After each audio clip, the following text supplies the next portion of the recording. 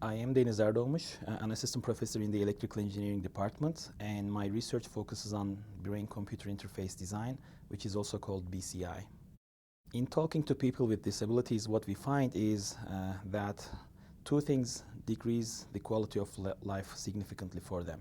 One is the reduced communication ability with their families and friends, and the second one is reduced independence due to not being able to do relatively simple tasks for us, such as feeding themselves. And what motivates our BCI research is the desire to develop technologies that could help people with disabilities to achieve these and increase their quality of life.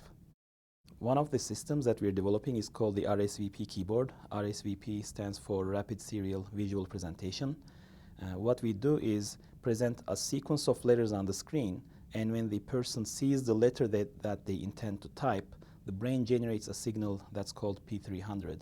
And our signal processing algorithms detect this signal so that we can then pull out the letter that was intended and add it to the string that has been typed. Here is a sample EEG cap. It's a completely non-invasive technique for measuring brain activity. We place this cap on the head of the subject.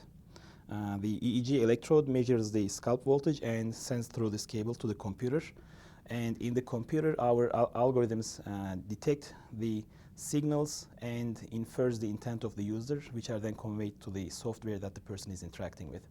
Our BCI research on applications such as the RSVP keyboard or the SSVP wheelchair would allow people with disabilities to live their lives independently, increase their quality of life, and looking into the future, our BCI could become a tool that they could use to interact with computers or robots in generic applications, making a significant impact on their lives.